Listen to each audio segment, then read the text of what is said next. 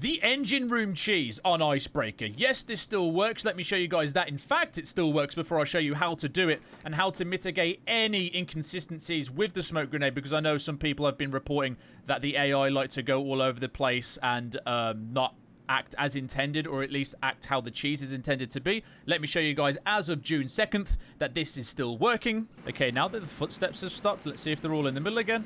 Yep, see, there are all the Black Division agents, and I brought myself a little impact grenade just to cheese them with. Let's go. Throw it real quick.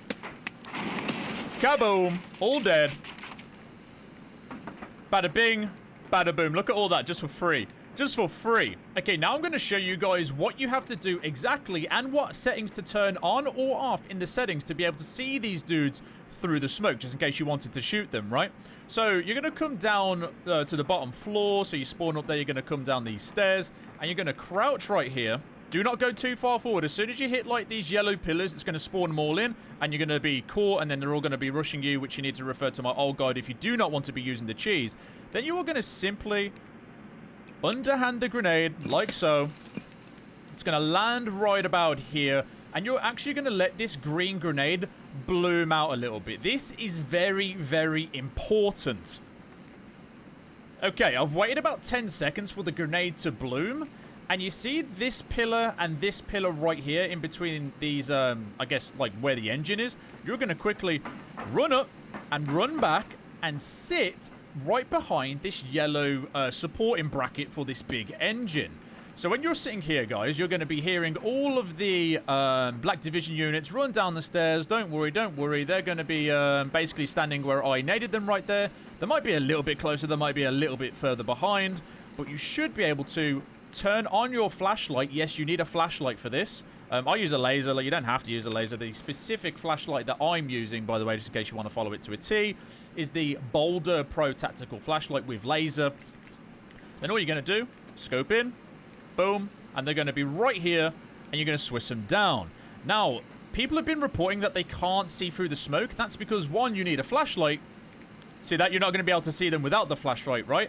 And two, you need to turn volumetric lighting on and set it to the low setting. So let me just show you guys where that is. So you're going to go to settings here.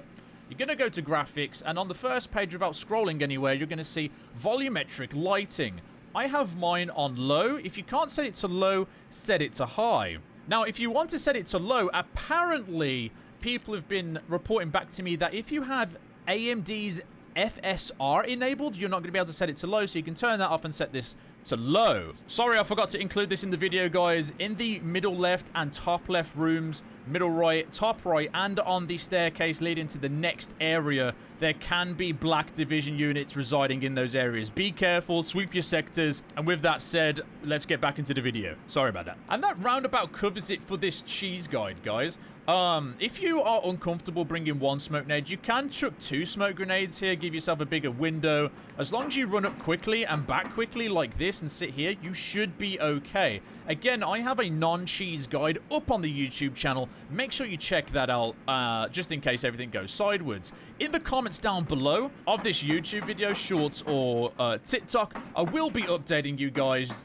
with the status on this cheese, and I'm going to get into why I think Battle State should change this cheese, okay? This is going to get a bit controversial, and I am no stranger to controversial opinions in Tarkov, right? As many of you may know. However, I will stand on the transit cheese business because I was not convincingly taken out of my position on the transit cheese, and in fact, BSG took it upon themselves to actually fix it. So these dudes are the Black Division units, guys. I think in the lore, the Black Division Swiss our PMCs, just like how we Swiss Raiders and Rogues. These are the secret, most elite division there is in Tarkov that we know of. It's got the hardest scav boss, some of the best loot, some of the best consistent loot, actually. For these agents, these military-hardened, battle-hardened veterans of CQC combat, right? For them just to see a big open gas grenade or smoke grenade, just to run into an empty room where presumably they've been hearing the shots going on at the first bit of the Rogues, right? We're going to try and role play into this. Like, you know, if you heard shots going off in a ship, are you just going to run straight into a smoke grenade and just stand there inside of each other, pause, and on top of each other, just waiting to be shot or grenaded? Especially if a flashlight is shining through it? Probably not. Now, if BSG don't change this, I'm going to take this as they are intending for this to be a strategy, because I know the smoke grenades with Wedge are a big thing, and that's one of the most common ways to do him. However, Wedge and his guards can shoot you through the smoke grenades. These guys, as demonstrated earlier on in this video, cannot. And it's also not like the engine room is completely impossible otherwise, right? Because I have a guide for that up on the YouTube channel. And I'm speaking from a quality assurance or like product standpoint. This is meant to be Tarkov's hardest map. This is almost like an actual raid or a dungeon. You know, you got the beginning rogue bit, then you have the engine room, then the helipad area, then you have the boss, and then you have his final goons to take down up in the captain's quarters area. And I think it does a slight injustice to the final product that is Icebreaker. Let me know what you think. Am I in the wrong for that opinion? I don't think so, and I'm happy to be convinced otherwise, right? That's exactly the stance I took on the transit cheese. I laid out my points, I showed evidence of this,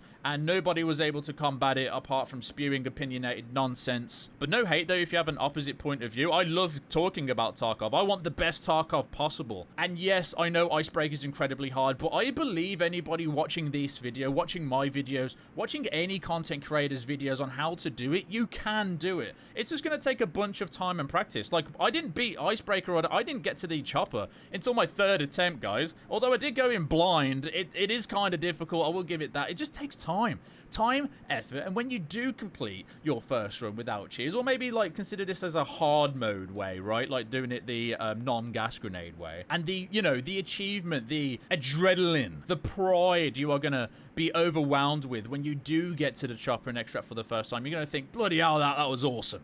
Because that's the exact same feeling I had. Now, you know, hold my hands up again. I have 3,000 hours in the game, over many wipes, almost every wipe since 2017. Let me know what you guys think. I am genuinely curious. If I could strike up a conversation about this, let's go. I want the best Tarkov possible, but I do not want Tarkov to be impossible. I do not want Tarkov to be too difficult, and I acknowledge the point that just because I can do something doesn't mean that everybody can do something. Not everybody's going to get Kappa, not everybody's going to be able to do Psycho Sniper, and you can regress through the Kappa quest line and make that point for almost every quest in the game, but I don't think that should stop you from trying in the first place, guys, because I have not come across somebody, and you know, if you're an OG viewer of mine, we had to carry some dudes in Destiny that couldn't even do jumping puzzles, and it took us hours and hours and hours on some of the races to get a few select people through, but we did it in the end, man,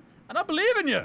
You can do it. If you've got to Icebreaker, you can do it. You know what I'm saying? If you got to the engine room, I would argue, you could do it. To fight through all them rogues at the beginning, come on, guys. Come on. I won't be letting you guys put yourselves down like that. Also, I'm not sure where I'm going to include this in the video, but you can unlock this bonus loot room down here by going into this little office on the left here. There can be moonshines and GPUs on the table.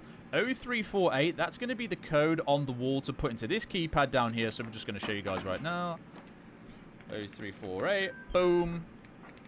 Open this bit up, and there's like valuable tool set spawns here. I got a look at that. I literally got a GPU, T-plug, vodka, and there's some spawns down here as well. And you might want to be checking this fire hydrant, these boxes over there, on the middle and top floors in the back corner, so back right, back left, and over here for valuable loot spawns, such as the wrenches that can spawn on the floor, guys. Just like a little heads up if you want to make an extra couple of 100k per run. But again, I'll keep you guys updated. I'd love to discuss it. I reply to almost every comment anyway, or have a look at it. I love your faces. Please subscribe if you're not already subscribed. And with that said, Raiders, I'll catch you in the next one.